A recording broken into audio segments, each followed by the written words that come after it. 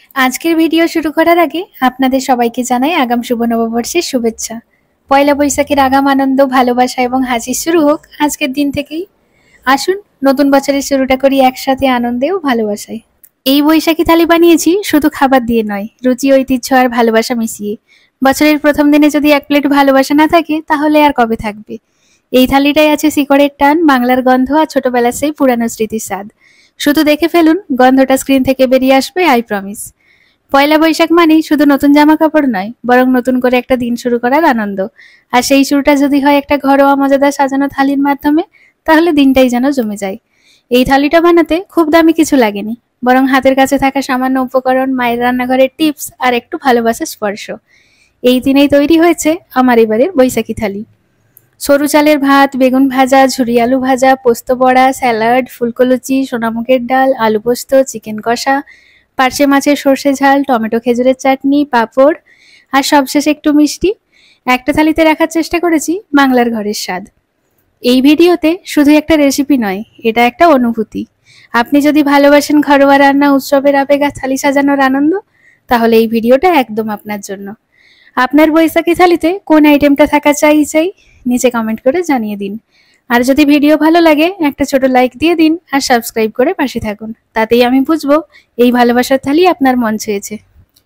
বৈশাখী থালি সাজানো শুরু করলাম একেবারে ঘরোয়া চিরচেনা একটা আইটেম দিয়ে, বেগুন ভাজা। অনেক আইটেম থাকলেও থালিতে যদি দুটুকরো বেগুন না থাকে তাহলে কেমন যেন থালিটা ফাঁকা ফাঁকা লাগে। একটা মাঝারি মাপের বেগুন নিয়ে প্রথমে ভালো করে ধুয়ে নিলাম। বেগুনে কিন্তু ধুলোমাটি অনেক সময় লেগে থাকে, তাই ধোয়ার সময় একটু খেয়াল রাখা দরকার।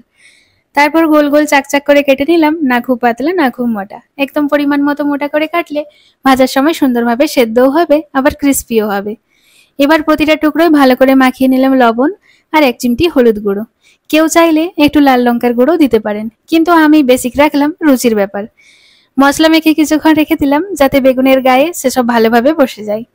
এদিকে কড়াইতে সর্ষের তেল গরম করে রেখেছিলাম। তেলটা একটু বেশি গরম হওয়া দরকার, তাহলে বেগুনটা ভাজার সময় খুব বেশি তেল টেনে নেয় না। গরম তেলে একে একে টুকরোগুলোকে ছেড়ে দিলাম। এবার খুব বেশি নাড়াচাড়া না করে ঢাকনা দিয়ে ঢেকে রাখলাম 2-3 মিনিট, যেন ভেতরটা সেদ্ধ হয়ে আসে। তারপর ঢাকনা খুলে একে একে উল্টে দিলাম প্রতিটা টুকরো। এবার অন্য পাশটাও লালচে আর হালকা খাস্তা হওয়া পর্যন্ত ভেজে নিলাম।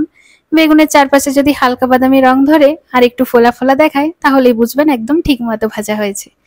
ভালো মতো ভাজা হলে কড়াই থেকে তুলে রাখলাম কিচেন টিস্যুর ওপরে, যাতে বাড়তি তেলটা টেনে নেয়। আর এইভাবে তৈরি হয়ে গেল আমার বৈশাখী থালির প্রথম আইটেম, সাধারণ কিন্তু অভ্যর্থ 1 প্লেট বেগুন ভাজা। আপনার বাড়িতে বৈশাখী থালিতে বেগুন ভাজা থাকে তো? কমেন্টে হ্যাঁ বা না লিখে ফেলুন। এবার বানিয়ে নেব বৈশাখী থালির আরেকটা ঘরোয়া অথচ দারুণ পছন্দের আইটেম, পোস্ত বড়া। যারা বাঙালি রান্নার নরম ঝাঁঝালোর সাথে অভ্যস্ত, তাদের কাছে এটা যেন একেবারে চিরকালীন কমফোর্ট ফুড। রান্নাটা খুব সহজ, কিন্তু খেতে গরম ভাতের পাশে থাকলে আর কিছুই লাগে না। আমি প্রথমেই পেঁয়াজ আর কাঁচা লঙ্কা একদম ছোট ছোট করে কুচিয়ে নিলাম। তারপর পরিমাণ মতো পোস্ত নিয়ে একটু জল দিয়ে পেস্ট বানিয়ে নিলাম, একদম মসৃণ না আবার খুব একটা মোটাও না। এরপর ওই পোস্তর পেস্টে পেঁয়াজ কুচি, কাঁচা লঙ্কা আর 1 চিমটি লবণ মিশিয়ে ভালো করে মেখে নিলাম। মিশ্রণটা তৈরি হয়ে গেলে হাত দিয়ে ছোট ছোট বড়ার আকারে বানিয়ে ফেললাম। এদিকে কড়াইতে তেল গরম করেই রেখেছিলাম। খুব ধীরে ধীরে একটা একটা করে পোস্তর বড়াগুলো ছেড়ে দিলাম গরম তেলে। মাঝারি আছে ধীরে ধীরে ভাজলাম, যেন ভেতরটা কাঁচা না থাকে আবার বাইরেটা হালকা ক্রিস্পি হয়ে আসে।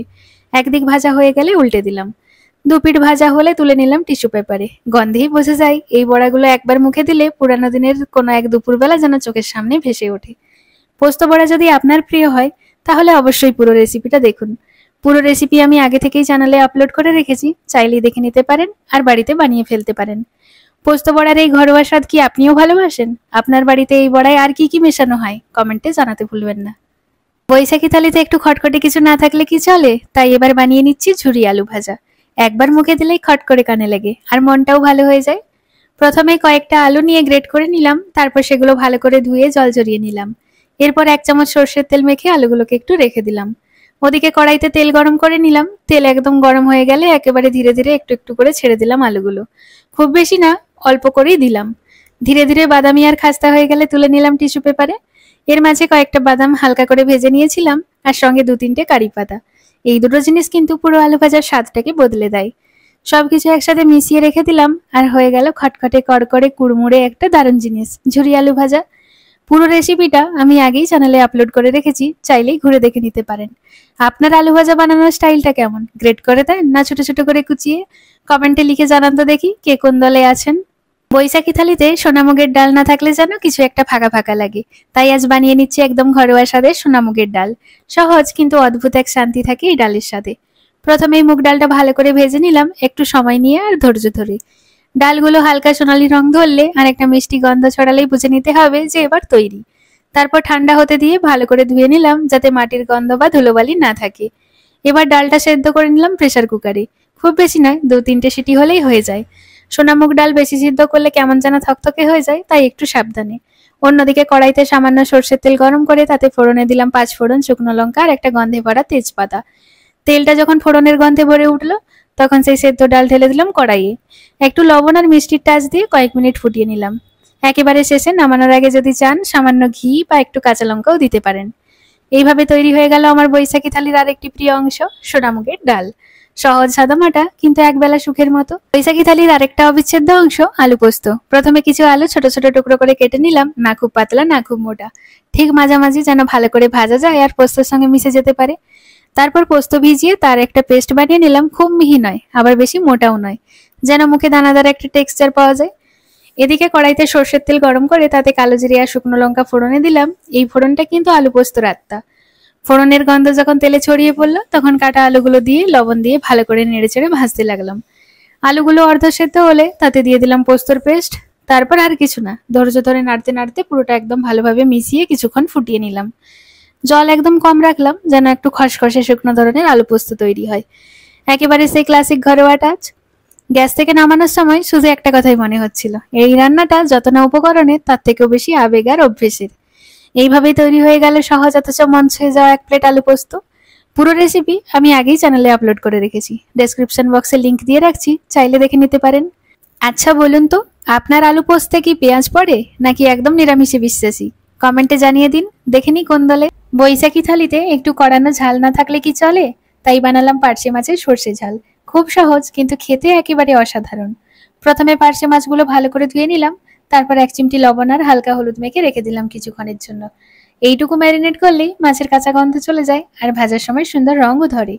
এদিকে সর্ষের পেস্টটা বানিয়ে নিলাম। এবার কড়াইতে সর্ষের তেল ভালো করে গরম করে একটা একটা করে মাছগুলো দিয়ে ভেজে নিলাম মাঝারি আঁচে, যেন বাইরেটা খাস্তা হয় আর ভেতরটা নরম থাকে। মাছ তুলে নিয়ে সেই একই তেলে দিয়ে দিলাম 5 ফোড়ন। এবার অল্প হলুদ, লঙ্কা, ধনে গুঁড়ো দিয়ে মশলা ভাজতে লাগলাম। মশলা থেকে তেল ছাড়তে শুরু করলে তাতে দিয়ে দিলাম সর্ষের পেস্ট।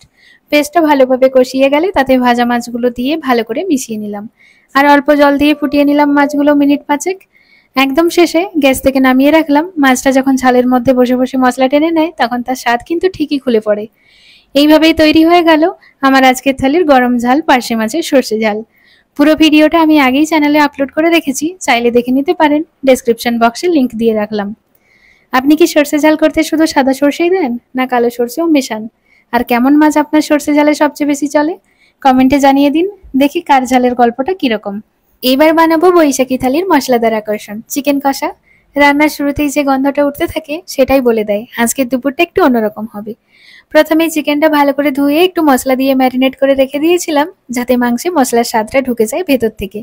এদিকে মাঝারি সাইজের পেঁয়াজ, টমেটো আর কাঁচা লঙ্কা কুচি করে কেটে রাখলাম। এর পাশাপাশি আদা, রসুন, শুকনো লঙ্কা, গোটা গরম মশলা একসাথে বেটে নিলাম। একটা ঘন ঘ্রাণে ভরা পেস্ট, যেটা কষার আসল মেজাজ এনে দেবে। এবার কড়াইতে সর্ষের তেল ভালো করে গরম করে নিলাম। প্রথমেই দিলাম কুচনো পেঁয়াজ, টমেটো আর কাঁচা লঙ্কা। একটু সময় নিয়ে ভাজলাম যাতে নরম হয়ে যায় আর তেলের সঙ্গে মিশে যায়।